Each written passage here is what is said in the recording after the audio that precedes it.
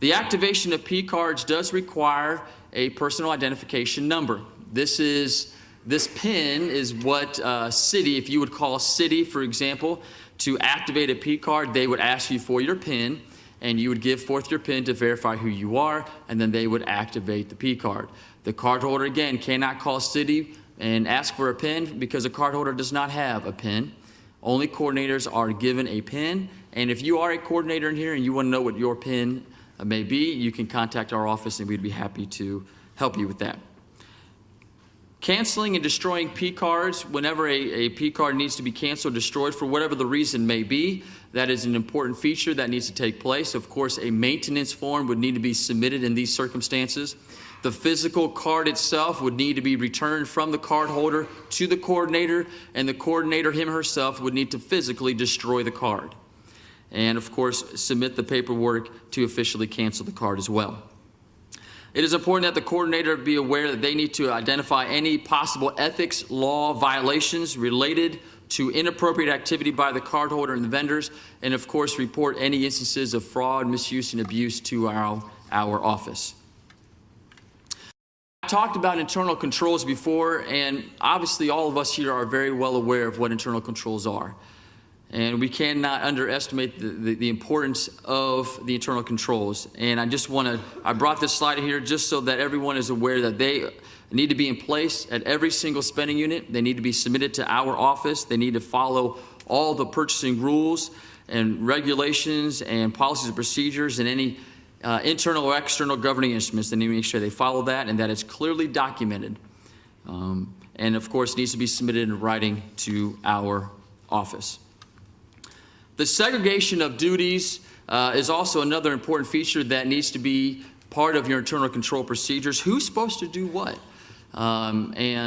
We would encourage you that when you think about the segregation of duties, that you think thoroughly through each step of the process and make sure that there is clear establishment of the segregation of duties, because the coordinator, him or herself, should not handle every aspect of the purchasing card process. And that makes sense. That's logical. That is very logical. If there's no oversight, if there's no review by someone else of transactions, then an individual could obviously purchase a transaction, do their own review, do their own authorization of payment, and out the door it goes, and there's been no oversight in play.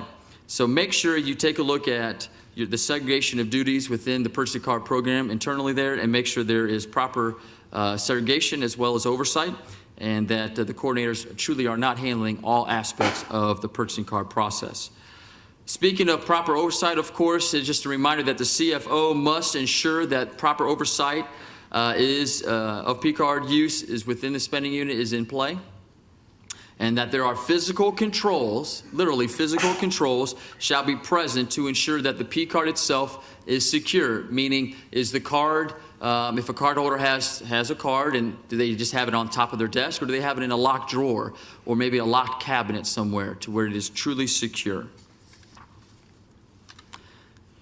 It is the head spending unit coordinator's responsibility to ensure that the master bill is paid every single month. This is nothing, by the way, when you talk about all of these different rules and regulations and policies and procedures, be mindful of this. This is nothing new. Everything I've talked about thus far and everything that I will talk about the rest of our time together is nothing new. Just because we have Oasis, nothing's changed, except maybe how we do it has changed, but the why we do it has not. And so when it talks about here how the head spending unit coordinator is responsible to ensure that the master billing account is paid on time, that's nothing new. That is still needs to be in play. What's been interesting, though, is that we understand, have been very understanding the fact that with Oasis and the reconciliation being done within Oasis, there's been a little bit of delay of that. And we would encourage everyone just to be remembered that it is still responsible, the coordinator is still responsible, and it's actually the head spending unit coordinator is, to make sure that the master billing account is paid on time. Within Oasis itself, there is a table, actually a chart, that if you ever have a question as to when the master account is due, it is due every month, but the date is different each month. There is actually a table within Oasis that gives this information. And if you're taking notes, it's called the PCNFG. Just throw that out there, the PCNFG. That is the table within Oasis that you can go to, and that will show you all the scheduled payment dates, the billing dates, cycle end dates, all the dates associated with the purchasing card program each month as a means of information to you. The payment process does begin at the transaction level. Now, what this means is that we're very front-loaded. As new transactions happen, as a cardholder swipes that card at a vendor and a transaction's made, those transactions get loaded into Oasis, and the reconciliation all the way to the point of the payment process is done at the transaction level, which means every single transaction has to be touched by the person that has the authority to issue the payment, say that you have the authority for this to be paid. Every transaction needs to be touched for that payment process. And each transaction, of course, therefore needs to be marked, reviewed, and paid prior to the monthly scheduled payment date. When this happens, a payment request document or a PRCC is created. And as such, the master bill, all these transactions get gathered up because a PRCC, a payment document, is created for every transaction. And it all gets lumped up together to where this grouping of transactions gets lumped up to one PRCC, and that represents your master bill, and your master bill is paid every single month. Certainly, we can go into the weeds a lot when it comes to that, and if you have any questions regarding how that works, you're certainly welcome to ask me. But for right now, just know that the authorization of payments for each transaction is done at the transaction level, and those will be grouped at the end of the month at the scheduled payment date and will represent the payment of your master bill.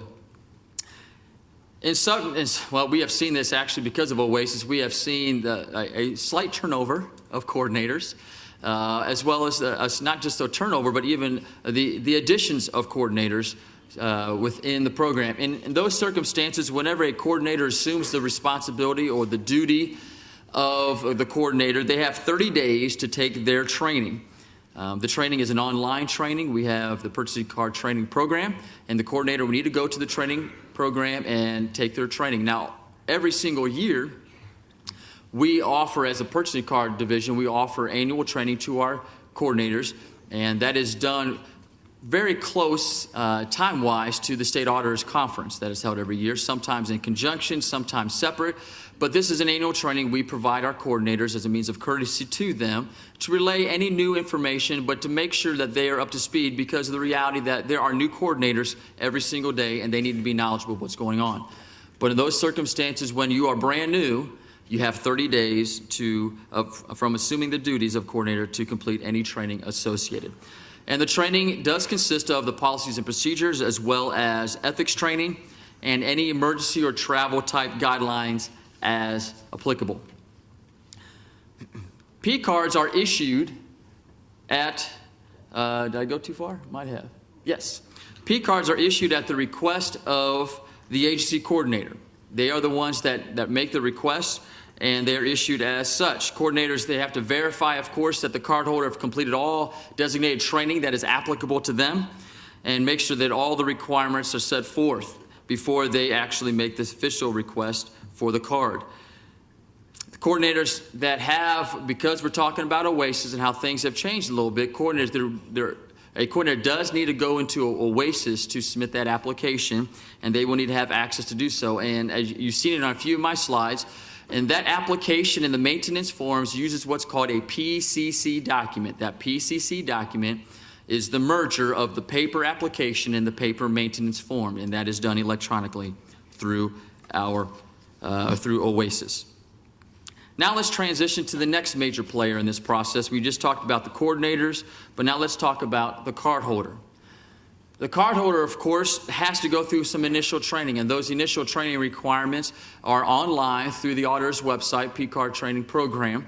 And to gain access to that, of course, the individual, first of all, needs to have what's called a My Apps account. I'm assuming that most of you here have a My Apps account, but if you do not, that is step one. They need to establish their My Apps account. If you are a state employee, you can do that electronically through the system. If you are a non-state employee and your agency needs you to have a purchasing card program, you actually need to submit your request to our office first, and then we will take that request and submit it to the auditor's office help desk to process that request. But you establish your My Apps access, and then as such, the coordinator actually would need to go into the purchasing card program, training program, and use the Add New User tool and then create the training profile, the training account for the cardholder. The cardholder would then log in, take the training over the policies and procedures, as well as their ethics training, and sign the cardholder agreement form. And this training needs to be done every 2 years. And we send out courtesy reminders to our cardholders telling them 90, 60, and 30 days out of their training saying, hey, here's a reminder, your cardholder training is set to expire here. And please log in and take your training. This is a means of courtesy. And likewise, we've established the exact same means of courtesy to the coordinators who are required to take their training annually. So they also will receive a 90, 60, and 30 days. Understand this, if the training is not done on time and it lapses, that individual is out of compliance. And at that time, we will begin to take some measures to try to help you get into compliance. And if those are not taken, from a cardholder's perspective, it could result in their card being canceled.